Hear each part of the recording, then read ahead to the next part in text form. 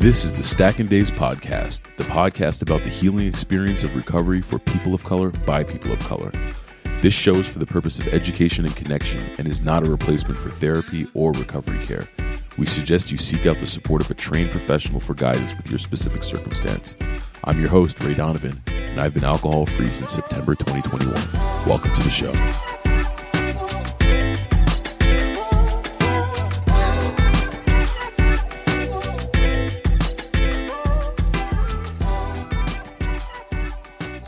Hey y'all. Welcome back to the Stacking Days podcast.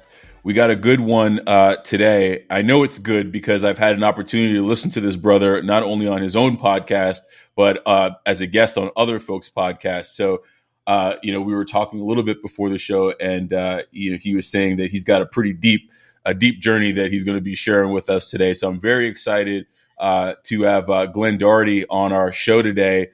I'm not going to do any injustice to his introduction because he's doing quite a few things in his life today. And like I said, he's got a storied past. So I'm going to hand the mic over to Glenn to introduce himself. Glenn, welcome to the show. Thanks for having me. Yeah, no, Glenn Dougherty here. Yes, I do have a podcast with my wife about this life pod, and we'll definitely get into that. We share our story, our journey as a couple. In hopes to help inspire other people, given the lessons that we teach on that podcast. But I'm a mindset and fitness coach. I'm coming up on 5 years sober. And my journey, my journey started, in college, kind of like what you mentioned with yours. I know yours was a little, before that, but being in college, alcohol was very accessible, right? And being in college, surprisingly being one of the popular kids at school, which was something that I'd never experienced. So when you add alcohol and popularity and having to sort of live up to this person that everybody sees you as, that's when it started. And I actually met my wife in college. We started out as friends. And so she's been there from day one, seeing, my struggles and my journey in terms of alcohol abuse. And once I graduated college, alcohol abuse continued. I actually owned, my own business. And in terms of my professional career, it never really interfered with that up to a point. And we'll definitely get into that. But we ended up having our first child when I was 26. You would think that alcohol would not take over like it did, but I continued to abuse alcohol. And then even into having our second child, things that I would do, a lot of blacking out, handful of arrests, DUIs, reckless driving. And when it came to a head was when I ended up losing my family. We actually got divorced. Okay. Yeah. And after that divorce, and we'll get into the details, that's when I started to realize that, hey, I need to turn my life around because I didn't plan on losing my family. Both of our goals, my wife and I, was to always have a nuclear family, just with some of the things that, we experienced growing up with both of our families. And so losing that and then having to go the co-parenting route, it was pretty devastating. And surprisingly, we ended up getting back together 6 months after the divorce. And after we got back together, things kind of moved really fast. We ended up buying a house together several months after we got back together. And we got to a point where my wife realized that, hey, she's still sort of processing what happened all those previous years leading up to the divorce. So we had to go through couples counseling. And we experienced that for a couple of years, up to the point where we finally overcame that. And then fast forward, decided to do the podcast and share our story.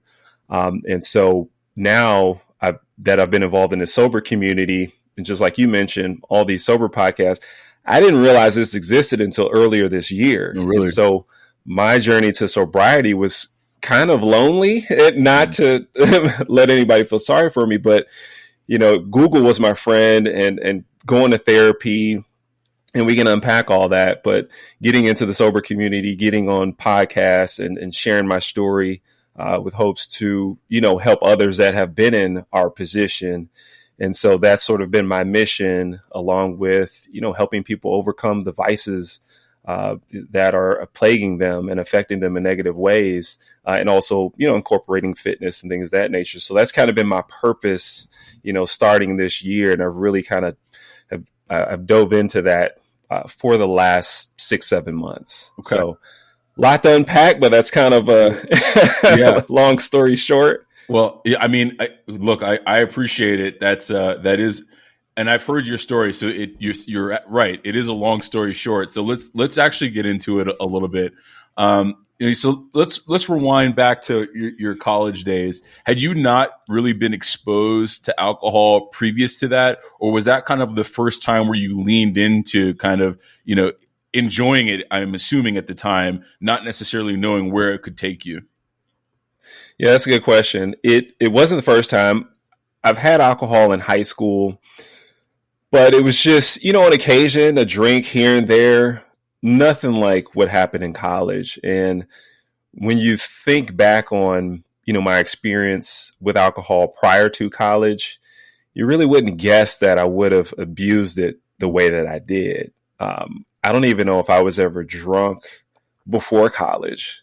I drank beer, I had alcohol, but not to the degree that I abused it in college. So I think it was with college, it was just the accessibility, the freedom, because I'm away at school, I'm in the dorms, my parents are hours away. And then, like I said, just the popularity as soon as I stepped foot on campus, which I really wasn't prepared for. I didn't anticipate for that to happen. And so when you add those things together, it's just, I become this party guy, this playboy persona, and living up to that, throwing huge parties when I had the chance to live outside of the dorms. So it got pretty bad after that. It was interesting, and for myself as well, and I've talked to enough folks at this point to recognize that there's something that happens when one goes off to college, if you're fortunate enough to go off to college, where, this is not something that you expect, to be part of maybe your story in retrospect, right, of college.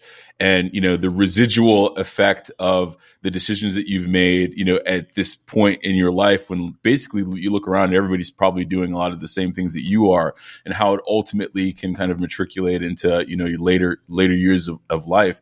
I almost feel as though that there isn't enough attention to, to that element, in an institution of higher learning. It almost seems like it's counter kind of productive to the goal, right, of coming out a more well-rounded individual, where sometimes you can take a couple notches out if you're not really treating yourself appropriately. Yeah, that's a good point, because I know when I was in college, there was actually a student, rest in peace, they passed away from alcohol poisoning. Really? And that wasn't the first time you've heard of a student getting alcohol poisoning. And unfortunately, that person ended up dying from that. Mm. But like you said, when you're in college, everybody's doing it. Everybody's drinking. And then you just don't know who's truly having an issue with it. Maybe they flunk out. That's when you kind of understand. But other than that, I went the whole 4 years, with this issue, which I didn't really look at as an issue until after I graduated, because it's so normal when you're in college, university, right? So it's really not viewed as an issue until something bad happens. But even then, it really doesn't stop the show. Frat parties, there's still free beer. You can still get alcohol even if you're underage, right? Yep. So there's nothing preventing you from doing that. I mean, so for you, it sounds like this is more of just of a lifestyle, right? Because I feel like there are a couple different, schools of thought and realities where for some folks, they drink to cope with something else, right? Whereas for you, it sounds like that wasn't necessarily even the case. I mean, this was, an innocent kind of step into a lifestyle that was exciting for you, right? And alcohol was just a part of it. Yeah, it definitely started out that way. Started out as a lifestyle. You party from Thursday to Saturday, maybe even Sunday, a couple random days during the week. You're having fun. you want to unwind from, your studies and classes, but it progressed into an actual issue where I had a hard time identifying what my issue was, kind of like what you mentioned. It wasn't until later in life, almost leading up to the divorce, where I realized that, okay, the issue that I have, it's called binge drinking. So when I would drink, there's just no off switch. I'm drinking and really not worried about what happens after that. Hence the arrests and getting behind the wheel, and been very fortunate to not have gotten in any accidents where I've harmed anyone else or harmed myself, but I could have easily been that person that got into an accident and someone lost their life, because I actually know someone that happened to. They ended up, crashing into someone, and I believe one of the passengers in the car ended up dying, and they actually had to go to prison. That could have easily been me, right? My last arrest was, if we could get into it, was reckless driving. And part of the tickets that I got with the reckless driving was improper lane usage, because I was driving on the other side of the road, which I have no recollection of oncoming traffic. Okay. And I have no recollection of this. So I don't know how long I was driving in oncoming traffic. Wow. I don't know. But instances like that continued in my adult life, where like you, just blackouts, just not remembering. And this is happening over the course of, once I got out of college, you're talking about another decade after that, at least. Right. And it just got more destructive right, as it progressed. Yeah. So in college, you never really had any of those kind of, so to speak, scarier moments. Whereas post-college, real, quote unquote, real life, is happening all around you. And then there's real consequences for your act. What were some of those kind of initial, kind of moments where the flag was raised and you were saying to yourself, now maybe I have an issue? Because it doesn't sound like that was a recognition of yours in college, but at what point post college did you now start saying to yourself, okay, I have an issue, rather than what just happened is an issue for me, right? Yeah, you would think, my first DUI I got about a year after I graduated college. I think it was 2006. Okay. And you would think that would have stopped me, because even with that instance, I don't remember the arrest. I just remember going to a bar with a friend of mine and leaving the bar. But the next thing that I remember is being in the back of the police car. Right. And my wife, well, she was my girlfriend at the time, had to come get me from the police station because they kept me overnight. So I'm in jail, and she had to come get me. And so you would think that would stop. And even at that point, I'm stuck driving on a judicial driving permit. So when you get a DUI, you can only drive within a certain route. And so I'm driving to my business, which happened to be about 5 minutes away, driving back and forth from my business back home. And eventually the case got dismissed, because just so happened that police precinct, there were some issues around, false DUIs. Not that mine was false by any means. I mean, I blew the 3 times the legal limit. So mine was legit. Yeah. But it just happened to get thrown out. And then after that, I'm still on the same path. But it literally wasn't until we're going through the divorce where I start researching, okay, what is this issue? I don't feel like I'm an alcoholic, because at that time I'm categorizing alcoholism as if you have to be addicted to it and have it every day. Like, oh, I'm not an alcoholic. Like, so there's that, right? The ego in me. But I realized, like, yeah, no, you have an alcohol problem, and it's called binge drinking. But it wasn't until the divorce where I said, you know what, I have to turn this around. My last arrest, I'm out of the house, can't see the kids until the weekend. Yeah, it wasn't up to leading up to that point. Man, I do want to get into the divorce, because it seems as though that in your story, as well as your wife's story, that is a pivotal kind of moment. That's a pivotal moment in your journeys together, and as individuals. considering your wife and you had been together for so long, I am curious, is this something, is your problem something that she noticed along the way? Or was that also kind of a reckoning for her leading up to the divorce, that this in fact was the issue? Or were they mutually exclusive? Yeah, she actually recognized in college my alcohol issue, because she would always tell me that there's two Glens. There's the Glenn that she knew when we were alone and hanging out, the sweet guy, and then there was party Glenn, and that was true.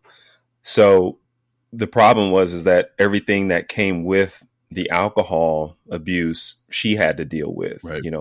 I would go on vacations when I was at home, going out nearly every week, but I'm spending money on bar tabs, right? Putting us in financial strains. And the divorce was a combination of that. And then, I actually ended up having an affair. And that was the straw that broke the camel's back. And so doing that, it's, I don't know if we could have recovered from that if I didn't have the alcohol issue. But when you add that and everything else, and then me stepping outside my marriage, it's like, okay, at that point it was over. Yeah. Yeah. Man, that's a lot of heavy blows, at one time, trying to reconcile an affair. You got a divorce, you have a substance, issue that you got in front of you. You're a family man who's been removed from his family.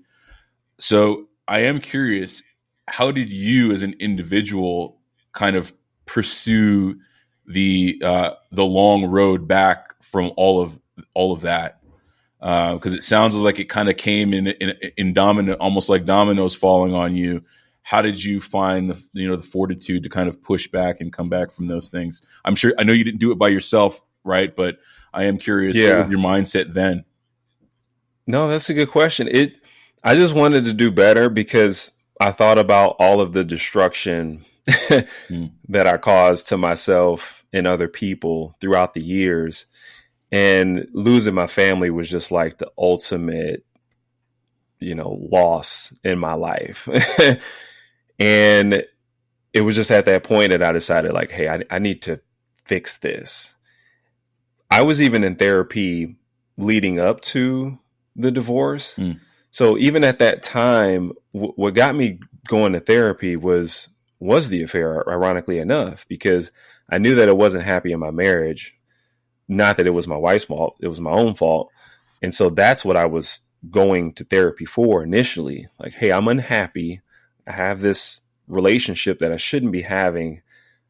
How can I fix this within myself? What needs to change?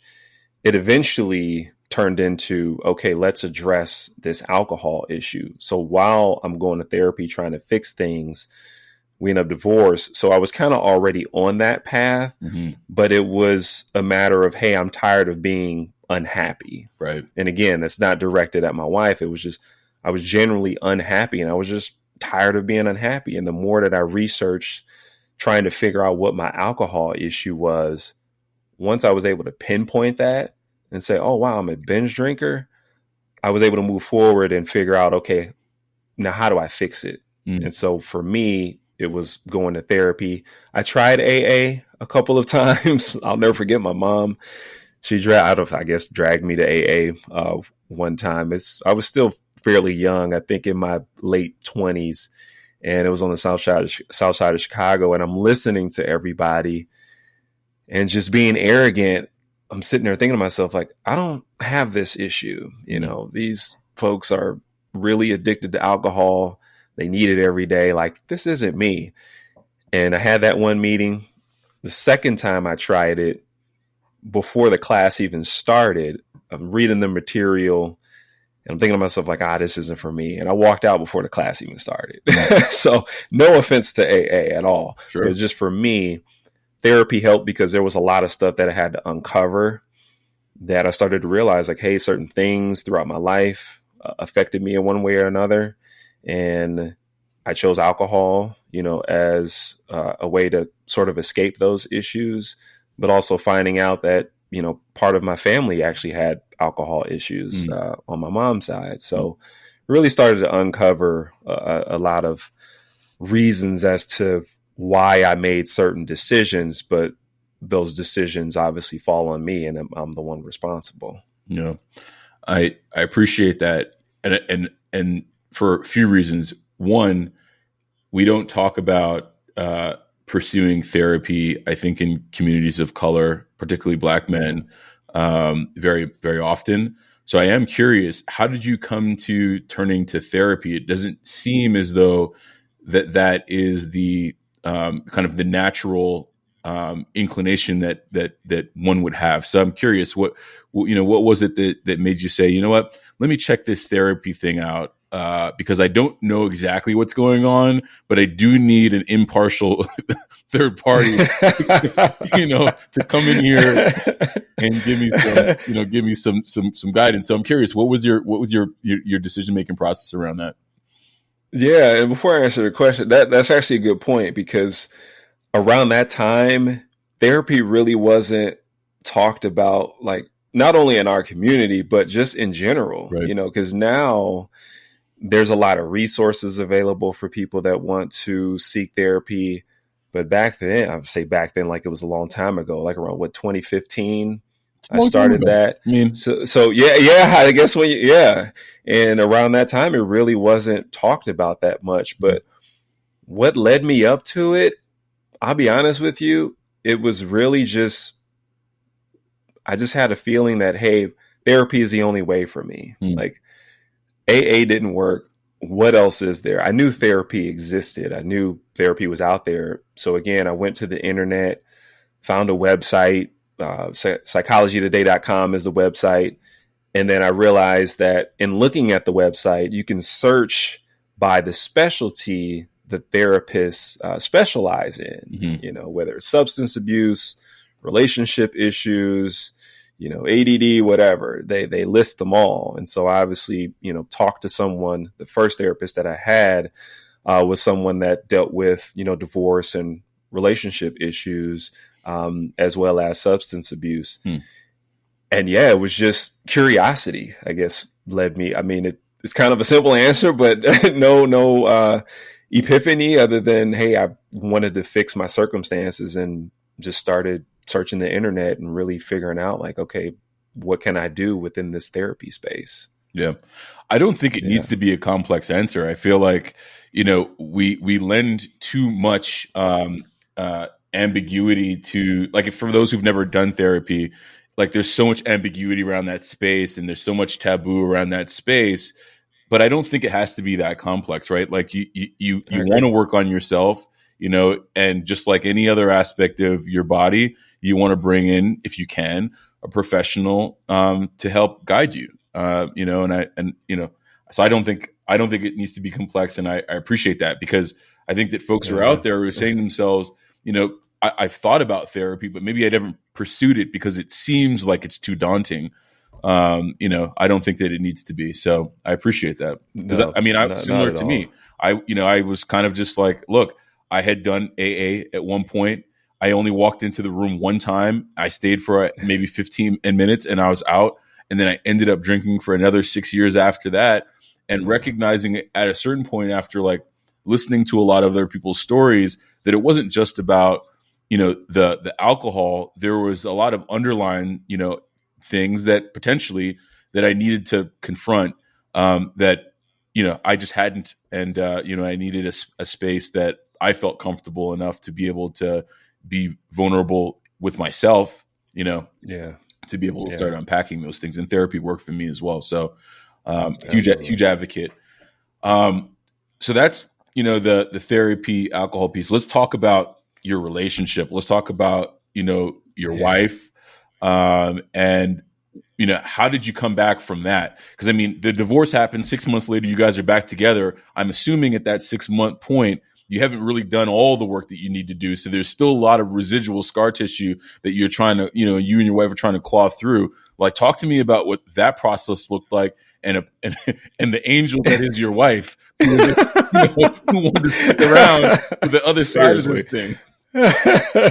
Yeah. So actually, ironic part of how we got back together was a relationship that I got into very shortly after the divorce, Okay. right? So, and I actually admitted to her, and we'll go back to it, that relationship that I started, it actually began during the divorce, okay? Okay. But it was more full-fledged after the divorce. So, quick story, it was a long-distance relationship with a former coworker, and it was in July. I'll never forget. I said, hey, and this is what, 5 months after the divorce was finalized in February of that year. And I told my wife, I'm like, hey, I'm going out of town. I need you to watch the kids for the weekend. And, I told her I was going to see a young lady and she's thinking it's just casual. And I'm explaining to her that it's actually a little bit more serious. And we all know the rebound effect, right? I'm thinking, madly in love, like, oh, this is great. I'm in this new relationship. Right. So at the time for me, it's pretty serious. And at that moment, that's what kind of shook her up because, like you said, I was doing the work, still going through my journey, but more improved than I was in the past, right? So the person I was at that point was much better than the person, she was with leading up to the divorce. And so for her, she's seeing me evolve, getting into a new relationship. And so that person is going to sort of reap the benefits of the new evolved me. Right. Meanwhile, she took crap for 2 decades. And she's like, wait, hold the phone. And so while I'm out of town visiting my girlfriend, my wife she's texting me, looking at my Snapchat. I had Snapchat at the time, and I'm Snapchatting our, dates and what we're doing out there. And I see her looking at it and whatnot. And so when I came back, my wife and I, ex-wife at the time, we started to hang out a little more and started to have conversations eventually. And it led to, hey, maybe we should work things out. For the sake of our family, you're a lot better than you were in the past. And we both actually took some time before we actually made that final decision. I said, hey, I understand. How about you take some time just to make sure that, it's not heat of the moment, right? You're seeing me in another relationship. Let's make sure it's not like FOMO or anything like that. So she took time off to think about it. And she came back and said, hey, yeah, I want to work things out. And I agreed. And then I actually, disclosed to her that, hey, that relationship that I had, I actually started that during the divorce. So I wanted to go into it, with no lies, right? I'm like, I already know how how things ended. So, hey, being transparent, we'd started this relationship during the divorce. And so we moved on from that. But like you said, that time frame was so small. Once we got back together, about 9 months after that, she looks up and she's like, whoa, I think I'm actually still pissed at you. And I'm not happy. Like, you did all these things to me and here we are. And then for me, having gone through therapy, I said, hey, you know what? We need to go to couples counseling. And so that's when we kind of started that journey. Yeah. Had your wife also been kind of pursuing her own kind of therapeutic journey at the same time to kind of close up some of those exposed, wounds, or were you kind of on your journey and then the couples counseling? Yeah, she did start her journey in therapy, but it wasn't as, I would say, consistent. Not a knock on, her consistency with therapy, but I know for me, because I had so many issues, I was going every week, right? So, but yeah, as we were going through couples counseling, she continued to do her own therapy. I actually went to therapy after that because I actually had to get a new therapist because we moved. And so when I went back to therapy after we got back together, it was more so about how I can navigate our relationship at that time, because I was still drinking, and we can talk about the event that led up to my actual sobriety.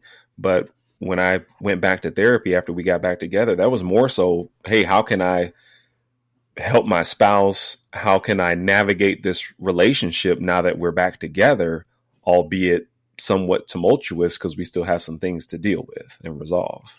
Yeah, I mean, I've heard a few different points of view on this next question, so I'm curious what your perspective is.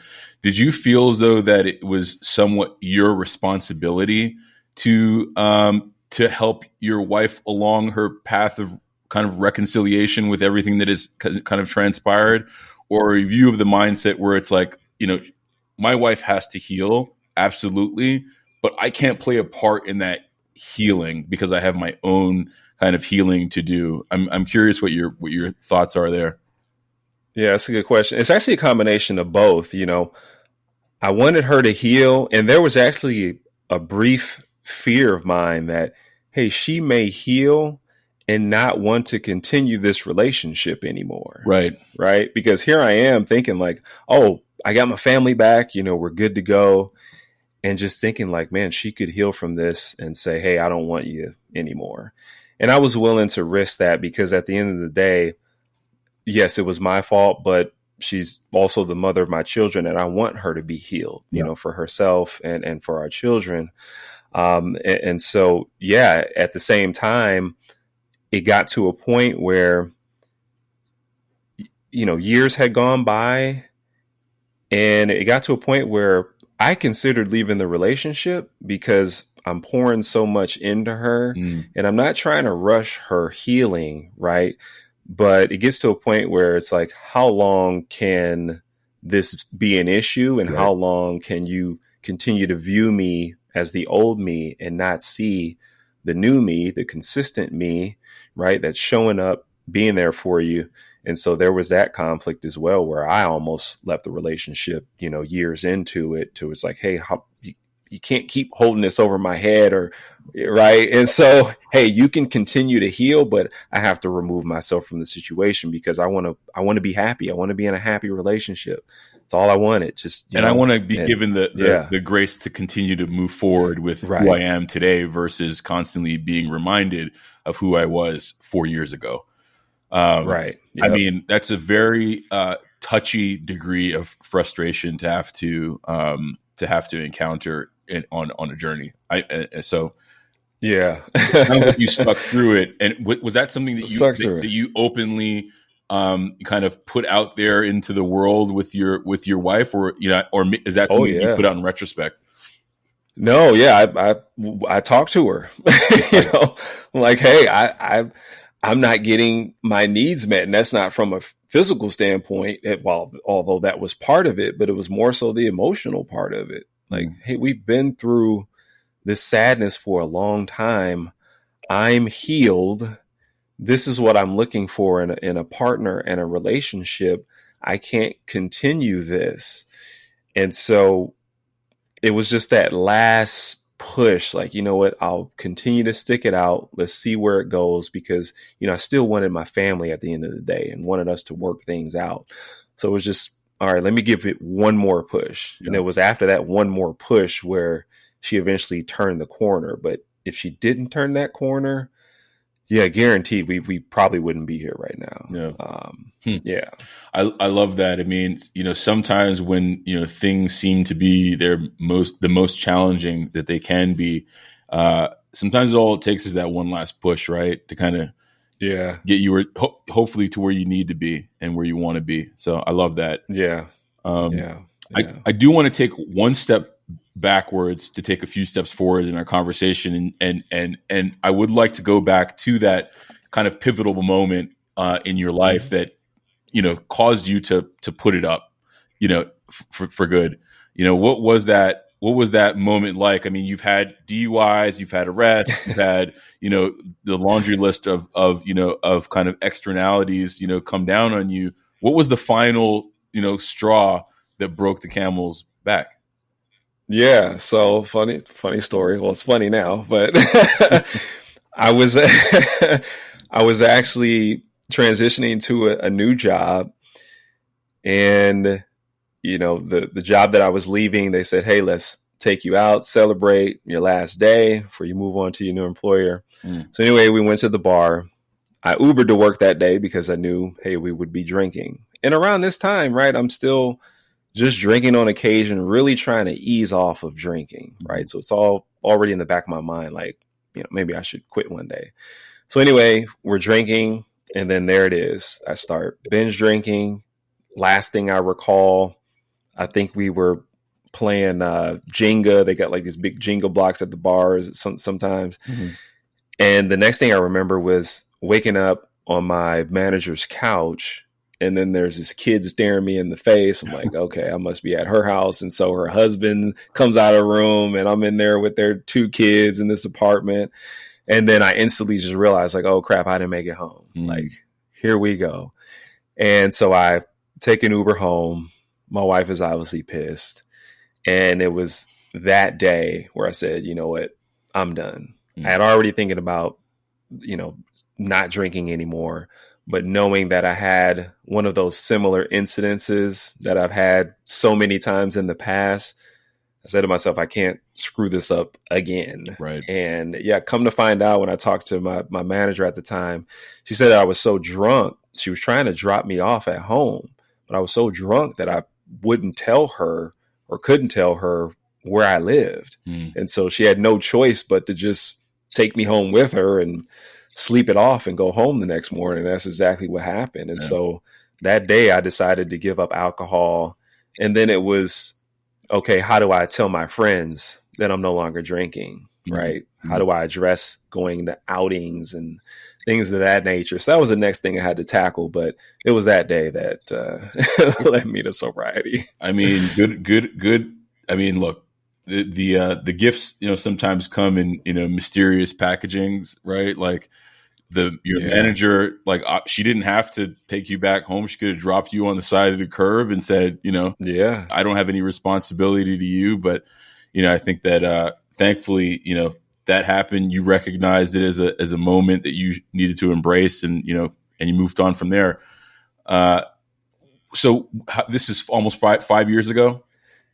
Yeah. October 2018 was when I decided to stop. Considering you didn't kind of embark on a formalized kind of program or regimen, what did you do in those kind of earlier days? I know that you weren't maybe a daily drinker. You said you're a binge drinker, but what did you do to kind of get yourself to kind of those mini milestones of, stringing together days so that you could pursue that clarity to continue on this journey? Good question. I actually started journaling. Okay. I started journaling. I was really consistent during the divorce process and after that. But yeah, journaling, you're really able to sort of look at yourself, get your thoughts and feelings on the paper, set goals for yourself, if you need to. But it was really the journaling that helped, along with, again, the therapy. But by the time I decided to get sober, I was so exhausted from drinking that during that journey, I had no inclination, to drink after that. It was just a matter of, hey, will I still fit in my current lifestyle as a sober person? Right. Because, being the life of the party and that whole thing, that's still there. Not that I need to be the life of the party, but I'm a people person. So I'm always around people and talking. And so how can I integrate into my life as this sober person? It really wasn't a hard adjustment, because my friends were supportive, even if they weren't, hey, this is my decision, this is what I need to do. But they were very supportive. A lot of people were surprised to hear that I had this issue. To them, they were just hanging out with me and we were drinking and I was drunk, and we got some funny stories out of it. Right. And so it ended up leading to some good conversations with my friends, where it's like, oh, wow, I'm glad you told me that. I never knew, and them really understanding, okay, that's good. You're sober. Hey, nothing's going to change our friendship and what we do. So that was good.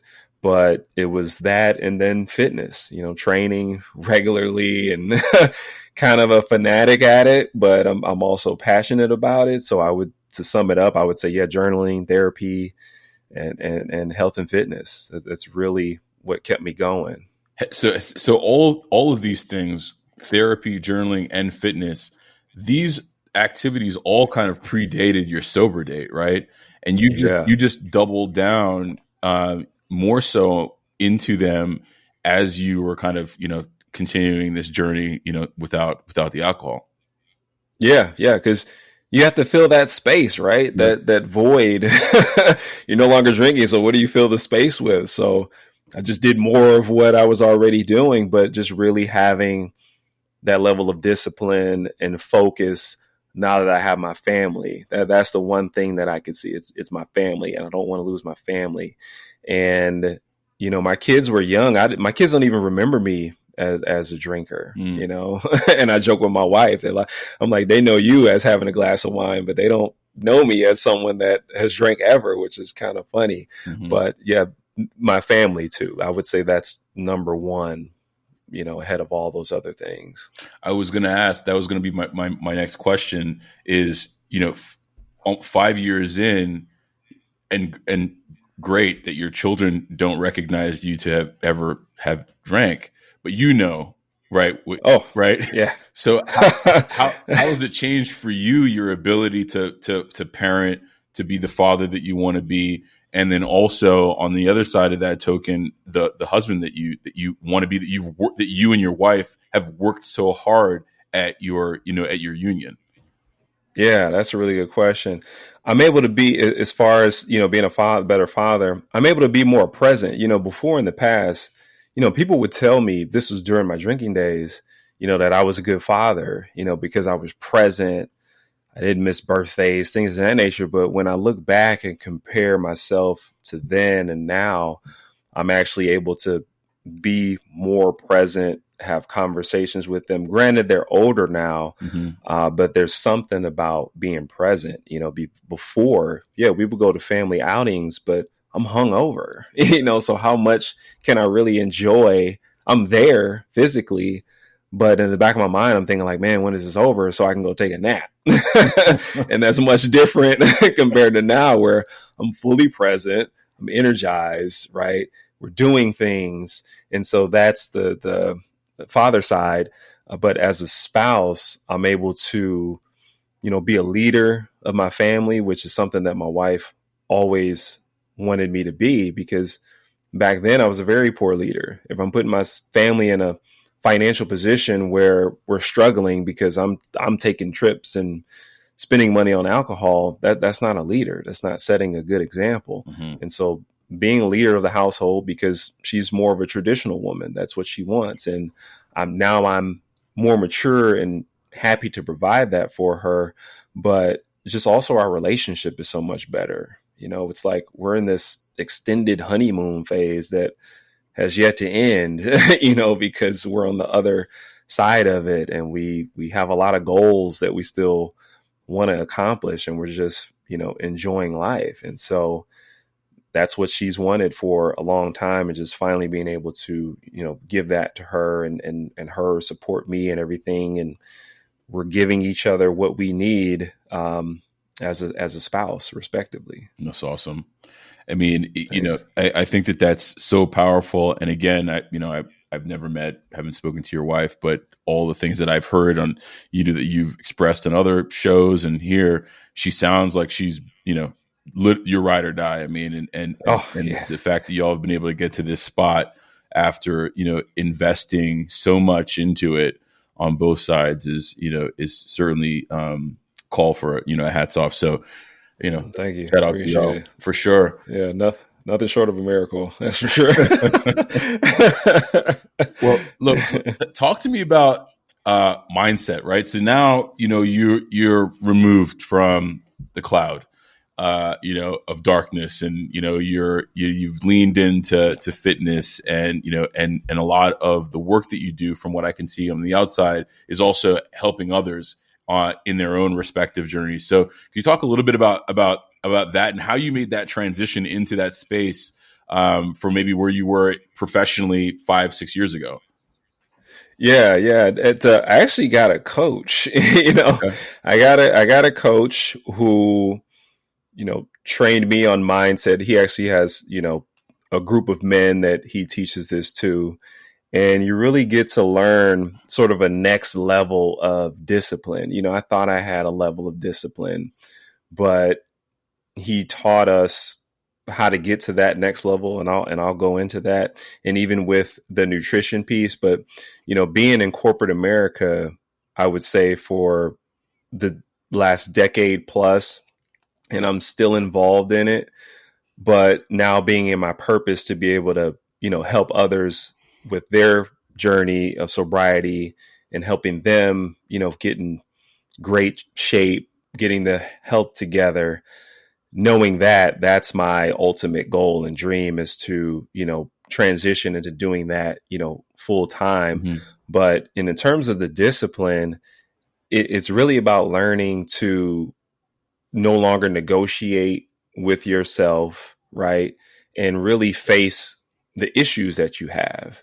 That's really just what it comes down to, because when you continue to run from the issues that you have, the vices that you end up turning to, there's really no way to move forward until you face all those things. So however you want to face it, whether it's therapy or AA, whatever your avenue is, it's, hey, resolve the inner conflicts, the inner issues first, and then you can move to, okay, what do I want to get out of life, right? And then mapping that out and sticking with that plan, and how to do that in terms of discipline. It's getting your feelings out of the situation. Like discipline is doing what you need to do regardless of how you feel. And once you really understand that, then you're able to apply those disciplines to any area of your life. A lot of the discipline needs to apply to health and fitness, right? Because no one wants to eat quote unquote healthy or goes to the gym at 5, 6 in the morning. But you have to understand that, your mind, your brain is programmed to keep you comfortable. And so you have to overcome that and just move accordingly, regardless of how you feel. That's discipline. And you just have to understand that. So who's the archetype of the person who seeks you out and comes to you on day one? And like, what kind of canvas are you working with on day one, as you kind of bring them into this space? Yeah. It's mainly someone that is dealing with the vice, typically alcohol, right? And getting to that point where they call it sober curious. That was a term that I just heard of this year. So sober curious, like, hey, you know what, man, I see you. I'm thinking about giving up alcohol, or, hey, I've stopped drinking, for the last month. I want to continue that. I want to get in shape. That's really the prototype. It's, they are starting their path and they need help continuing it and taking it to the next level, or they're in the middle of it and then they want to optimize that. So, hey, how can I continue this journey of sobriety, not just for the next 3 months, but just for the rest of my life? And then during those transitions, they're realizing that life is going to be different, right? And so they need help in figuring out, hey, once I become sober, they're almost sort of lost. Like, they don't know what their life will look like, right? We've all been there. And so it's helping them navigate that and figuring out, what they want out of life after they choose sobriety. That's it's really important. It's an important place to be. I think it's a great place to be when your life is in front of you, right? And you're trying to like figure out what direction you want it to be moving in, and find that, that empowerment to be able to continue to move in any direction, really. Whereas like when you're under the substance, oftentimes you're playing catch up, or, you're trying to repair things and you're kind of always behind the 8 ball, as opposed to having that scary tension of it kind of all being in front of you. So love that, you're kind of like at that spot where they can meet you on the road and you can kind of give them a little bit more guidance as to, how they get down that road. Yeah, because there's still some of that baggage that, we kind of hang on to. It's like, okay, how do we get rid of that baggage? Is, we can put, health, we can put a plan in place, to get you in shape, but, how do we, optimize it? And the best way that we optimize that is, hey, let's get rid of the junk first so that you can, move forward. Yeah, totally. I want to talk really quickly also about your podcast. I think it's unique now, having heard your entire story firsthand, that you have a podcast with your wife. Let's talk a little bit about that and how that came to be, and what it's all about and what your intentions are with the show. Yeah, I'll give credit to my wife. It was actually her idea. And surprisingly, it was that's awesome. You're right. It was her idea. And apparently she had been thinking about it, for a couple of years before she really brought it to me. And, my main concern was, hey, we do this podcast, we're sharing our story, making sure that she's comfortable with that. Right. Because we're putting it out there that I basically cheated and you took back a cheater, right? That could be the narrative. Like, Are you willing to handle that? Right. But when we got back together, just a sidebar, a lot of her friends were supportive, surprisingly. I didn't expect that. But with the podcast, it was her idea. And we sort of mapped out, oh man, I would say at least a dozen episodes. Like, hey, how do we want to start this off? Obviously, we want to talk about our story, how we came to be. And just, we wanted to bring up a lot of the key issues and key situations that we went through during our relationship, making episodes out of that and talking about the learning lessons in terms of all the issues. And it actually got us we were on Black Love Couch Conversations. Okay. What was that, last year? And I think the podcast helped. I don't think I would say I know that the podcast helped. There was a casting call that she reached out to when she found out that they were doing this, and we had the interview. They loved our story. And then we mentioned the podcast, and we feel like that kind of helped, tell our story even more. And so we received a lot of support. And we basically just talk about not only things that we've gone through in the past, but situations that we're currently going through, that are learning lessons for us that could potentially help other people. And so our goal is to grow that, as big as we can, have more guests on the show, and really help the people, touch on different topics as well. That's awesome. And just for all those who are listening in, it's About This Life, right? Yeah, About This Life. And on Instagram, it's About This Life Pod. But we're on Spotify, Apple, iTunes, all the streaming platforms. Cool. Yeah, About This Life. Cool. Yeah, it's a great show. You guys obviously have a fantastic connection. I feel like it's hard enough to find a co-host that you can vibe with. Let alone that co-host, be your significant other. So I think it's awesome. Wish you all the best with that, for sure. Thank you. Yeah. So 2 questions I'm going to kind of close out with as we kind of come into the station here. One is a little bit of a fastball. One is a little bit of softball. So I don't know which one you'd like first. Do the fastball. Cool. So you're a high functioning guy. Seems like you always have been, right?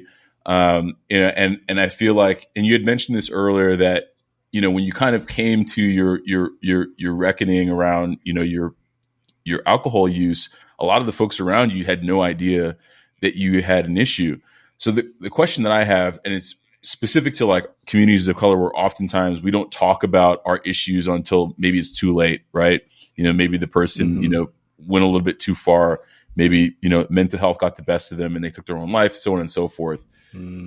How would have any of the folks who are around you at that time in your darkest days, how would they have known that you had an issue without you explicitly telling them? That's a really good question. I don't think they would have. And I say that because with me, I was functional up into a point, but it really didn't get too out of hand unless I just got like overly sick, like so drunk to the point where I'm throwing up or, could barely walk. But even then it's all right. Hey, let's just get him where he needs to be so he can sleep it off. But those were a few occasions. A lot of it was, hey, I was they would look at me as functional to where they really wouldn't worry about me driving home because that didn't seem that drunk to them. And a perfect example, when I got my first DUI, I'll never forget that the state's attorney said, "Hey, this case would have been over had you not blown that night." Because when they looked at the field sobriety video, I didn't look drunk, even though I was 3 times the legal limit. Like I said, there were times where I was throwing up and, stumbling, right? But for the most part, I was pretty functional. So they really wouldn't have known, because a lot of the stuff was behind the scenes that they wouldn't have seen, right? Like the money issues, being broke because I'm spending all the money. I'm not sharing that with them. I'm not telling them about the money issues. Now, could I have communicated that to them? Absolutely. But I think it's just like anything else. If someone's dealing with, let's say, mental health issues, majority of people around that particular person, you hear of a lot of stories where, man, they seem very happy, if that person ended up taking their own life. So it's kind of the same thing for me, that I was just that high of a functioning drunk, where they just really couldn't tell. All the detriment and destruction was behind the scenes, or if they heard of me getting arrested. But again, it's just like, oh, Glenn got arrested. Like, he'll be all right. Yeah. Right. So, yeah. I mean, I think that's an important note, right? Like there are, so I've asked this question on all the episodes, and there's no right or wrong answer, by the way. But I think, what you just said is important, because, from the perspective of the person who is in your network and, is a loved one or a friend, I've found and heard that oftentimes these folks feel a certain degree of shame because they didn't recognize, where someone was at, and they didn't feel like they were in a position to help. And the truth of the matter is, sometimes you're not going to be, right? Because, the person that you want to help, you just can't tell that they're in a position where they need it. And until that person gets to a point where they're making some calls for themselves, there's not much you can do. And that's just kind of a virtue of us all living our own lives, honestly. Yeah. Yeah. One of my best friends actually said that. He's like, "Man, why didn't you tell me?" Like, because there were stories, as with the podcast, we tell these stories, and, some of them are in the past. And, one of my best friends was with me in a lot of those stories. And for him to hear the back end consequences, he's like, "Man, I would have, why didn't you, I would have helped you out." Right. Like, and so, yeah, it comes up after the fact. Yeah. Yeah. Last question, for someone who's sitting there listening to this, perhaps they're sober curious. Maybe they're more than sober curious. They've just flat out recognized that they have an issue, and they don't know what their first step could even look like. What would you tell that person, who thinks that sobriety is probably a better move for them than what they have been doing, but they don't know the first step about going about it?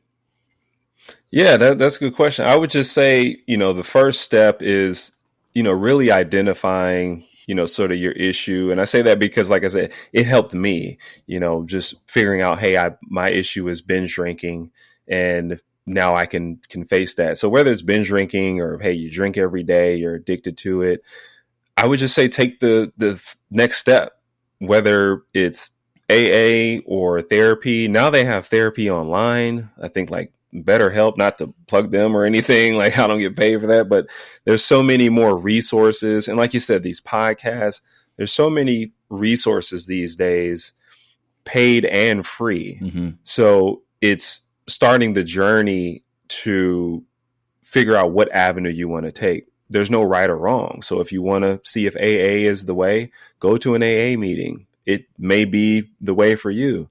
You may go there and you may not like it. Okay, let's take another avenue, seek therapy, or, if you follow a particular religion, talk to your pastor or whoever that is, but take that first step in, your sober journey, just whatever that looks like for you. Try different avenues, but at least start, right? You're never going to take that first step if you're just thinking. You're not going to think your way to sobriety. It's all about action. No, totally. I mean, every journey, requires that first step, and that first step may not necessarily be the one that ultimately resonates for you long term, but at least you're moving in a new direction.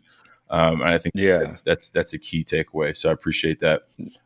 Even with therapy. Yeah. Like you may get your first therapist and hey, they may not resonate with you. So you go find another therapist right. So yeah. Absolutely. I specifically around the therapy, I did that. I probably went to 2, 3, maybe 4 therapists before I found someone that I could, invest in. So it's a really good point. I want folks to be able to find you, Glenn. Obviously, you kind of laid out where we can listen to the podcast, but where else can folks find you?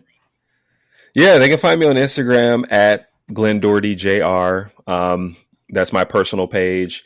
And between that page and the podcast page is where you find me the most active. I'm more active on Instagram than any other platform. I'm on Facebook, but I'm more active on Instagram. Cool. Well, I'm sure folks will come looking for you. I obviously follow you. I watch all, when you put your training sessions up there, I appreciate that. You're doing your thing, man. But look, brother, I appreciate you spending some time with us today and sharing your story. I'm going to continue to be a champion and a fan of yours from afar. So keep doing what you're doing. Same here. Shout out to your wife, man. Tell her to keep doing what she's doing. Absolutely. And I'm sure we'll talk to each other again, man. Oh, definitely. Yeah, thank you again for having me, man. I enjoyed this. You got it, brother. All right, we'll talk soon. Thank you for listening to the Stacking Days podcast. If you'd like to get in touch with the show, email me at rdg@stackingdays.com or follow us on Instagram at stackingdays. If you like the podcast, please rate, review, subscribe, and by all means, share it with a friend who you think needs to be invited into the conversation. Until we meet again, be well, one day at a time.